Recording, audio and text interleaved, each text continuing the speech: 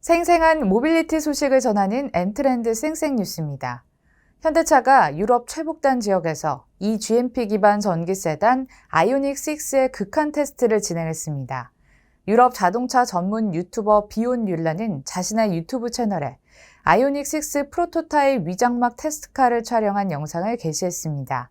영상이 촬영된 장소는 유럽 최북단 지역인 라플란드로 북극권에 속하는 지역인 만큼 자동차 극한 테스트 장소로 이용되고 있는 곳입니다. 뮬라는 아이오닉 6 프로토타입은 주차된 상태로 발견됐지만 정황상 극한 테스트를 진행한 것으로 보여진다고 설명했습니다. 한편 현재까지 나온 아이오닉 6 예상을 종합하면 성능은 77.4kWh 배터리를 탑재해 1회 충전 시 주행거리는 약 500km, 제로백은 4초 미만이 될 것으로 전망됩니다.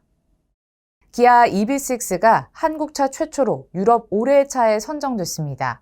기아는 지난 2월 28일 열린 유럽 올해의 차 온라인 시상식에서 EV6가 최고의 영예인 2022 유럽 올해의 차를 수상했다고 밝혔습니다.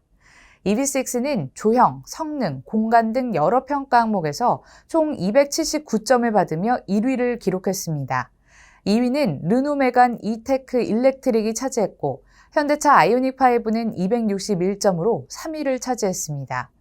기아는 세계 최고 권위의 유럽 올해의 차를 수상하게 돼 영광이라며 EV6는 긴 주행거리, 초고속 충전, 넓은 실내 공간 등을 갖춘 전기차라고 수상 소감을 전했습니다.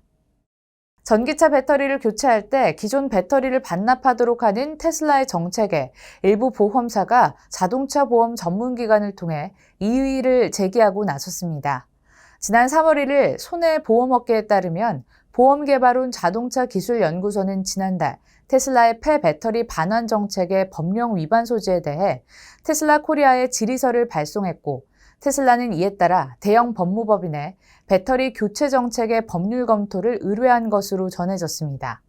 이를 두고 자동차업계에서는 고가의 배터리 교체 비용에 대한 보험사의 부담 상승은 결국 보험료 인상으로 이어질 것이라며 우려를 표하고 있습니다. 에코프로 BM이 배터리 소재 포트폴리오를 양극재에서 전해질로 넓힐 계획을 밝혔습니다.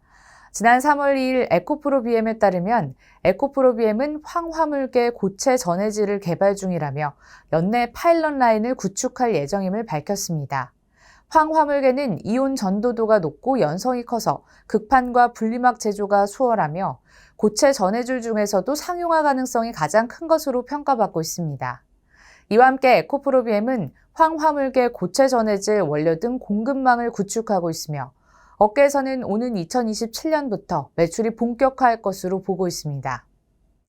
현대차 러시아 공장이 반도체 부족으로 닷새간 가동을 중단합니다. 지난 3월 1일 러시아 현지 언론 등에 따르면 현대차 러시아 상트페테르부르크 공장은 3월 1일부터 3월 5일까지 일시적으로 생산을 중단한다고 밝혔습니다. 이번 가동 중단은 글로벌 물류난으로 발생한 부품 부족의 영향으로 최근 러시아의 우크라이나 침공과는 무관한 것으로 전해졌습니다. 한편 러시아 공장은 지난해 23만 대가량의 자동차를 생산했으며 대부분의 차량을 러시아 내수 시장에 판매하고 인근 국가로도 수출하고 있습니다. 지금까지 쌩쌩뉴스였습니다.